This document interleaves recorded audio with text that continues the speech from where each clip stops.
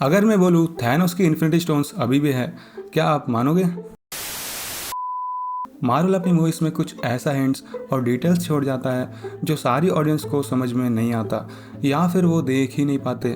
तो आज हम ऐसे ही कुछ इंटरेस्टिंग डिटेल्स के बारे में जानेंगे। तो स्वागत है आपका एक और रोमांचक सफर पे। Detail number 1। Avengers end game में जब एवेंजर्स थैनोस को इन्फिनिटी स्टोन्स के बारे में पूछा, तब थैनोस ने बताया उन इन्फिनिटी स्टोन्स को उनके ही पावर से ख़त्म कर दिया हूँ। लेकिन एक्चुअल में ये इन्फिनिटी स्टोन्स ख़त्म नहीं हुए। एंड गेम की इस सीन में देखा जाए तो ब्रूस बैनर को एंशिएंट वन बताती है इन स्टोन्स में से एक भी स्टोन को निकाला जाए तो समय रेखा 2 हिस्सों में बढ़ जाएगा। लेकिन अगर थैनोस इन्फिनिटी स्टोन्स को ख़त्म कर दिया होगा तो समय रेखा कई हिस्सों में ब्रेक हो जाता, लेकिन ऐसा नहीं हुआ। इसका मतलब इन्फिनिटी स्टोन्स अभी ख़त्म नहीं हुए। जब थैनोस उनको उनकी पावर से ही ख़त्म करने की कोशिश करता है, तब वो कुछ परमाणु लेवल पे छोटे होकर क्वांटम रिलम में चले जाते हैं। इसका मेन रीज़न, अगर आप एंटमैन क्वांटमनिया मूवी देखे हो तो अगर इस सीन में ज़रा ध्यान दे तो हमें पता चलता है यहाँ की रहने वाली स्पीसीज का सर बिल्कुल इन्फिनिटी स्टोन्स की तरह ही है। आप मुझे पूछ सकते हैं कि इन्फिनिटी स्टोन्स इन अजीब से जीवों में कैसे बदल सकते हैं? तो इस सवाल का जवाब है मेरे पास।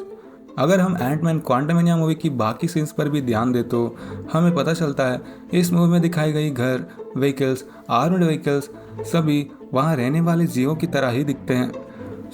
जब इन्फिनिटी स्टोन्स को थैनोस ख़त्म करने की कोशिश करता है, तब वो इन्फिनिटी स्टोन्स क्वांटम रिलम में एंटर होते वक्त क्वांटम फील्ड की वजह से वो इन जीवों की तरह ट्रांसफॉर्म होने का चांसेस है।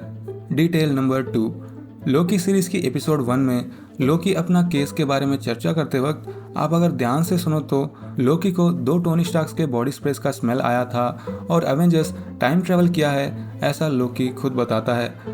यहाँ पर लोकी अपना सेंसेस और इंटेलिजेंस को कितना अच्छे से इस्तेमाल किया है हमें समझ में आता है। Detail number 3। Wakanda forever movie में टैलोकॉन्स नेमर को कुकुलकान नाम से पुकारते हैं, लेकिन अपनी वास्तविक दुनिया में भी युकाटेक माया नाम का एक ट्राइब्स के द्वारा पूजित होने वाला मोसो अमेरिकन सर्प देवता का नाम भी कुकुलकान ही है और इस नाम का असली मतलब पंख रहने वाली सांप एक्चुअल में निमर की एंकल में रहने वाली पंख को रिप्रेजेंट करता है और हम इसके बारे में इस मूवी में भी देख सकते हैं। Detail number 4। Spiderman far from home movie की इस सीन में निक फ्यूरी पीटर पार्कर को मदद मांगने पर पीटर पार्कर कैप्टन मार्वल को पूछ सकते हैं ना, ऐसा बोलता है। देखा जाए तो मार्वल मूवीज में कैरल डैनवर्स को कैप्टन मार्वल के नाम से बुलाया गया पहला movie Spiderman far from home है।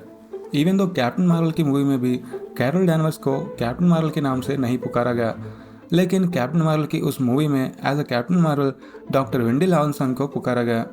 यहाँ पर आप मुझे एक सवाल राइज कर सकते हो कि एवेंजर्स एंड गेम मूवी की फाइनल बैटल में कैरल डैनवर्स को कैप्टन मार्वल के नाम से कैप्टन अमेरिका बुलाता है, लेकिन अगर आप इस मूवी को हिंदी डब में नहीं बल्कि इंग्लिश में देखेंगे तो आपको क्लियरली पता चलेगा कि कैप्टन मार्वल को स्टीव रॉजर्स डैनवर्स के नाम से बुलाया था। Detail number 5। Avengers end game movie की इस सीन में सारे एवेंजर्स टाइम ट्रैवल के लिए जाते समय वो सारे अपने हाथों को इस तरह रखना आपने देखा होगा। एक्चुअल में ये सीन दिखने में टोनी स्टार्क के द्वारा पहली बार बनाया गया आर कैरेक्टर के जैसा दिखता है। इस वीडियो में इतना ही। Hope you guys enjoyed this video. नए हो तो चैनल को सब्सक्राइब कर लो। मैं मिलता हूँ एक और नए वीडियो में, तब तक देखते रहिए आपका अपना चैनल सिनेमा अनकवर्ड।